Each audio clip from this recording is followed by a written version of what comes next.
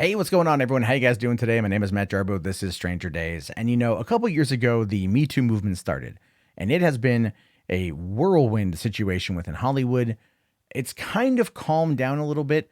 We're not getting as many or as frequent accusations, and some of those accusations have been somewhat overturned, and careers have been allowed to somewhat flourish again in the wake of the massive cancel culture surrounding it.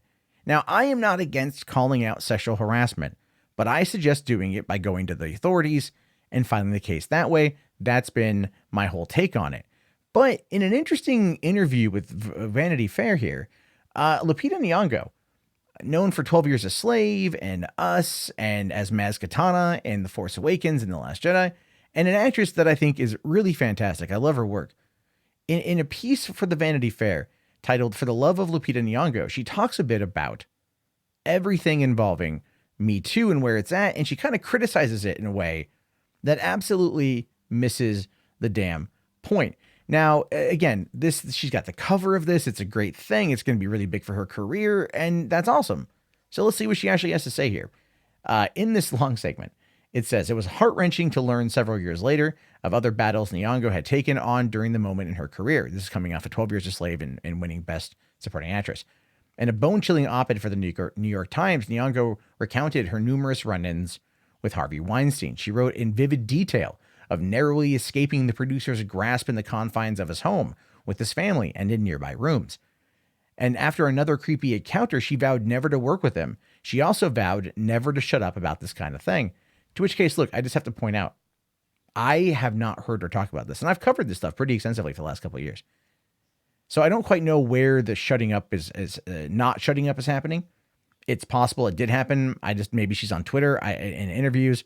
I just didn't see it. And I feel like something like this would have been big at the time. And it would have been continuously big if she would have kept talking about it for 2 years. It's a minor criticism, but anyway.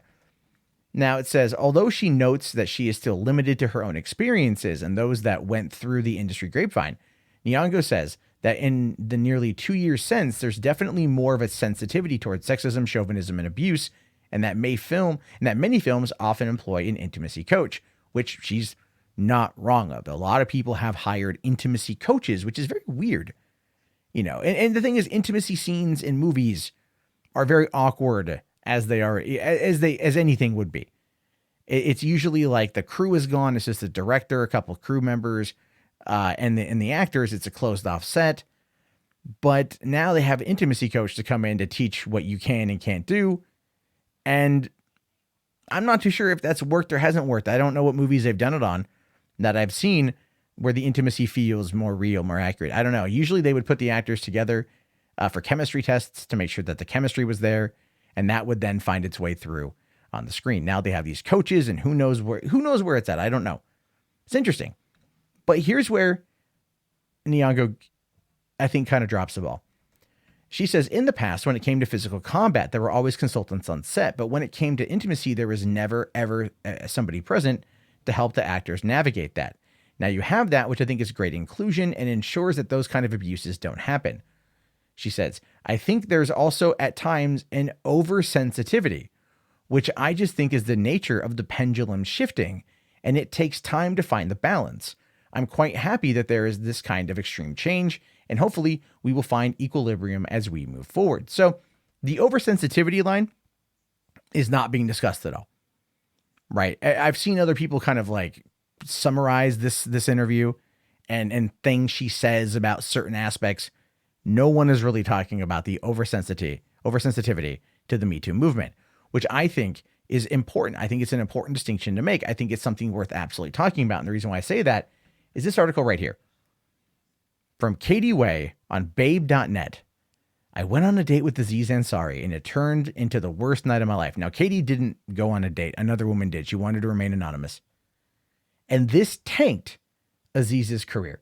This utterly destroyed his career for no other purpose than trying to get clicks on babe.net during the fall of 2017, or it might have been early 2018, and everything else.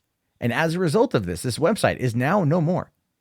It's no more. They thought this was going to be what put them on the map. They thought that this was going to be what put them out there, and it's no more.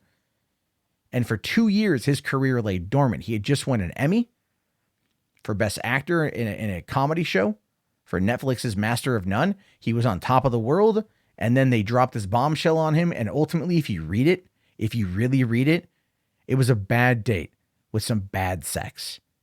That's all it really was. That's all it was.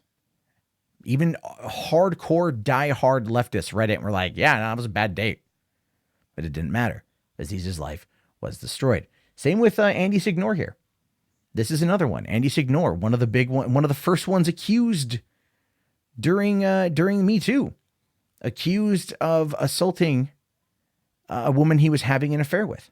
And he, after nearly 2 years, after losing everything, his job, his marriage, his family, moving from LA to Tampa, Florida, trying to start over again, was finally given the opportunity to stand up and defend himself. And he provided receipts. Now, he's been able to clear his name with some people, but it's never going to be enough for everyone. So that oversensitivity that Lupita is talking about here, right? That oversensitivity makes very, very, very little sense to me. When I look at her and I look at this article, I look at this interview, and she says, oh, I think there's an oversensitivity, but it just means it's the pendulum shifting. No, you have accusations that destroy lives. If that's considered the quote unquote oversensitivity, then I think you need to go back and look at what oversensitivity means. Now, it's entirely possible that I am reading too much into this.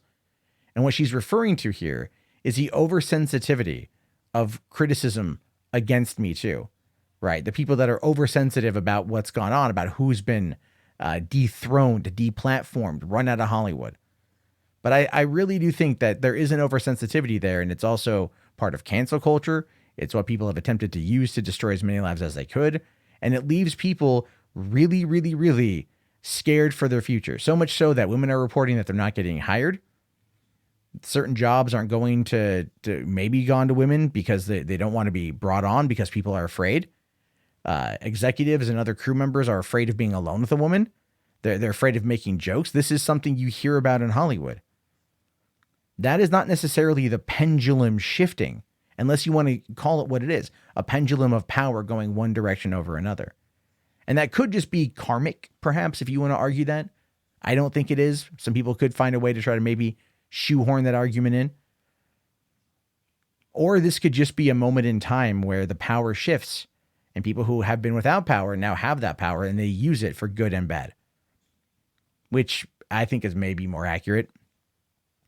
The problem with it is, though, is that you can't sit there and look at how Me Too has impacted certain lives and what the overall general repercussions of it's been, especially in false accusation cases, and just chalk it up to, it's oversensitivity. I don't think that's right. I don't think that's fair. I don't think that's the best thing you should do. And I hope she learned something from that. I hope that she's got, I don't know if she's a son or a daughter, but I hope she knows someone who goes through that. And she can see precisely why due process is needed, why going to the authorities is needed, why these things are needed. Because at the end of the day, if you don't do that, then who are you really better than? Right? A mob is a mob, regardless of who leads it. Anyway, your thoughts, your opinions, write them down below. I'm really curious to know your thoughts on this one. It's a tough subject. It's a tricky subject. It's a sensitive subject.